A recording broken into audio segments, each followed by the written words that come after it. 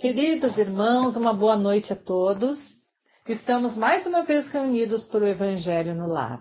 Então, neste momento, eu convido aos irmãos que possamos nos concentrar nesta lição, ficar atentos para aprendermos um pouquinho mais e, principalmente, ter a força de entendê-la e colocá-la em prática. E para isto, nós pedimos assistência dos amigos espirituais, que neste momento possam estar conosco, nos envolvendo em fluidos benéficos de tudo aquilo que precisamos para seguir a nossa caminhada, sempre, claro, respeitando a vontade de Deus e principalmente o nosso merecimento.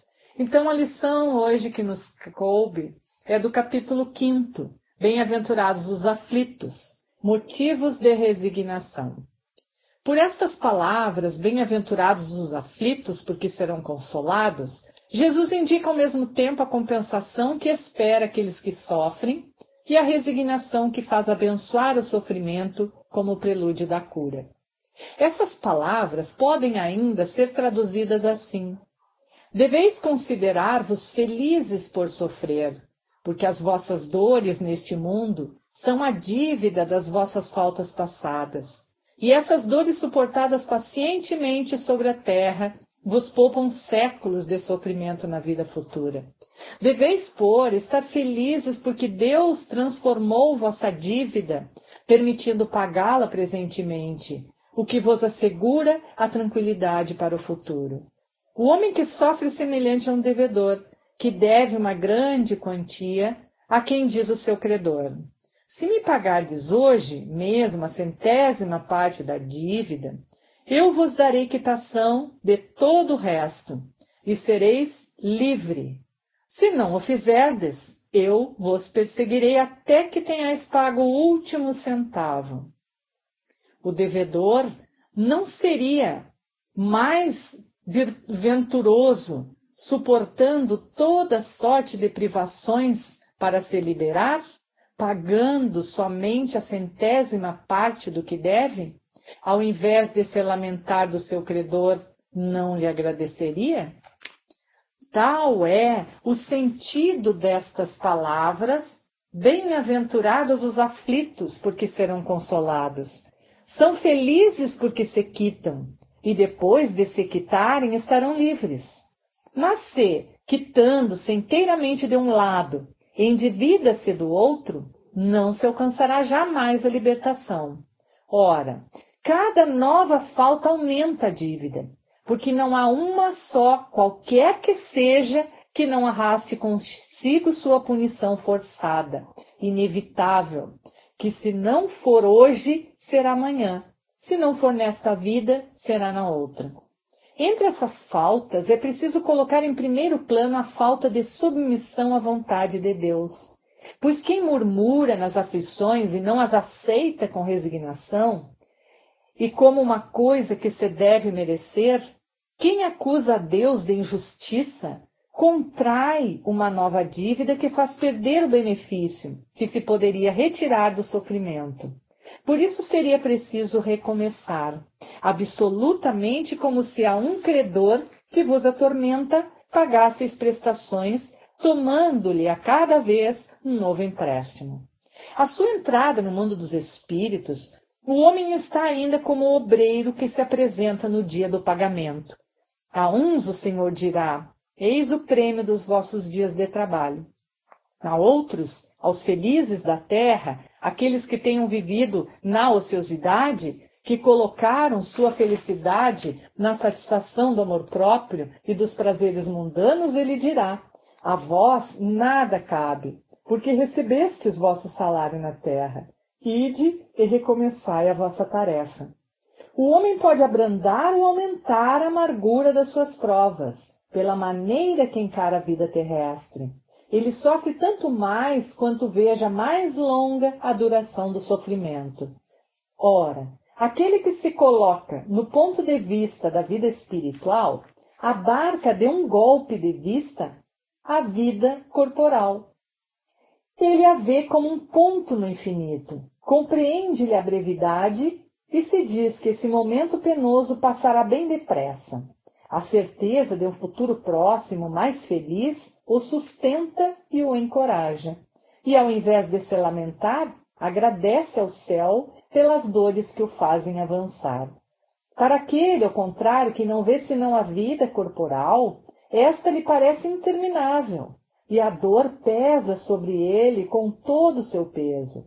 O resultado dessa maneira de encarar a vida é diminuir a importância das coisas deste mundo, de levar o homem a moderar seus desejos, a contentar-se com sua posição sem invejar a dos outros, de atenuar a impressão moral dos reveses e das decepções que experimenta. Ele aure nisso uma calma e uma resignação tão úteis à saúde do corpo como à da alma, ao passo que pela inveja, pelos ciúmes, pela ambição, se tortura voluntariamente e aumenta assim as misérias e as angústias de sua curta existência. Meus irmãos, que lição maravilhosa e quanta coisa nos ensina. Nos ensina principalmente a primeira coisa, que não somos aqui da terra, que nós viemos bem rapidinho aqui nesse educandário terreno e voltamos para nossa casa, para uma nova preparação, um novo retorno. Muitas vezes nós já viemos aqui, muitas coisas erradas nós já fizemos, muitas dívidas nós contraímos, e cada sementinha plantada tem que ser colhida. Tudo que plantamos nós colhemos, se não hoje, amanhã, depois. Então as dores que passamos hoje foi a plantação que fizemos no pretérito. Se não foi boa, hoje a nossa vida não será tão boa assim, mas pode melhorar. Porque acima de nós tem um Pai amoroso, justo e bom, que nos auxilia sempre, que nos ampara, que nos sustenta, que nos dá sempre meios de corrigir aquilo que não ficou bem feito. Então, novamente, nós reencarnamos. E aí ele diz, se quitarmos os débitos nessa vida, passando por muitas dificuldades, estaremos livres para começar uma nova etapa em nossas vidas, livre dessas dívidas. As pessoas que aceitam, que suportam as suas dores, sem se lamentar, estas venceram.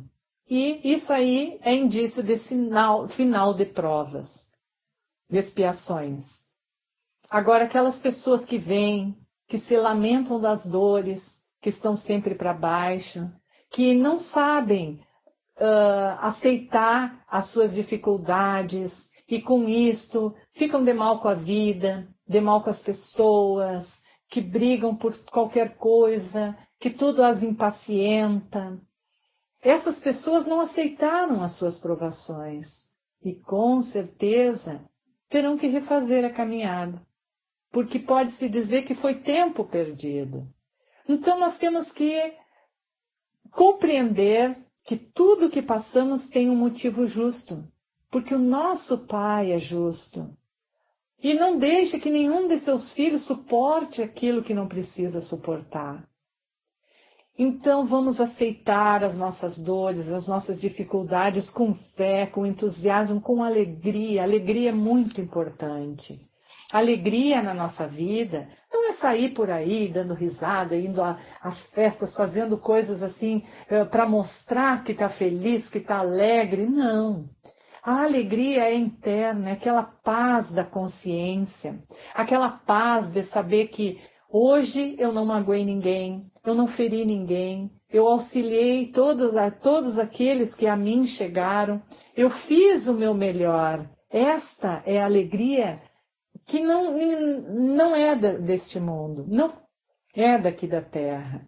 É uma alegria que nos conecta diretamente com o nosso Criador. É uma alegria, esta é a verdadeira alegria, que ninguém tira e que não passa. Não é de momentos, é uma alegria que perpetua no tempo, no espaço, que nos acompanha e que vai nos acompanhar sempre, para onde a gente for, porque nós somos passageiros, como eu falei.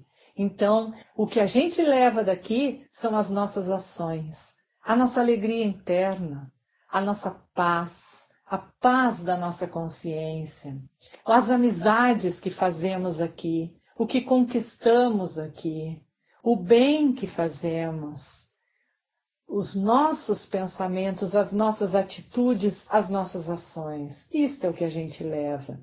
O resto tudo fica. Então, motivos de resignação, este capítulo está nos ensinando que devemos aceitar as coisas como são. Não podemos mudar, está tudo certo. Nós temos que fazer o nosso melhor, fazer o bem, porque à medida que a gente vai fazendo bem, através do amor, nós vamos saldando os nossos débitos. Pelo amor. Não precisamos quitar os nossos débitos pela dor, mas ainda somos muito rebeldes. O nosso espírito é rebelde. Às vezes há necessidade de sofrimento, porque o sofrimento ensina muito, muito mais do que os momentos bons. Então, às vezes, eles são necessários, né? Mas que possam ser cada vez menores, que possamos entender pelo amor as coisas, que possamos nos melhorar cada vez mais, que possamos ver o nosso irmão como um igual a nós, que tem sentimentos, que tem necessidades, que precisa de atenção, que precisa de um olhar com amor. Vamos olhar o mundo com outros olhos.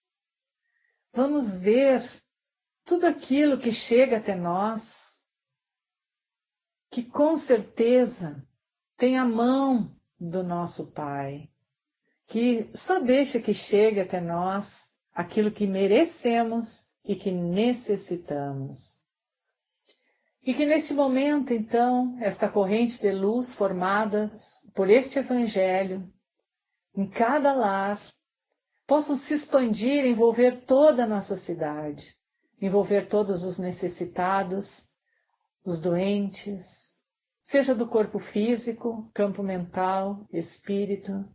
Pedimos por todos os irmãos que estão inscritos nos cadernos, nos papeizinhos, bilhetinhos, nos nossos pensamentos, nos cadernos da nossa casa espírita, que possam receber toda a assistência que necessitam dentro do seu merecimento. Pedimos também por nós, que possamos a cada dia ser melhores, compreender mais este Evangelho de Cristo e, principalmente, arregaçar as mangas e colocar em prática. Seguir na nossa caminhada cada vez melhor, com fé, com a paz e com muito amor. Que Deus e Jesus permaneçam em todos os lares. Que Deus e Jesus envolvam a todos.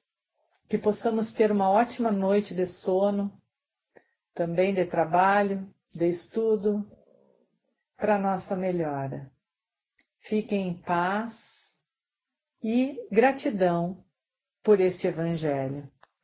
Que assim seja.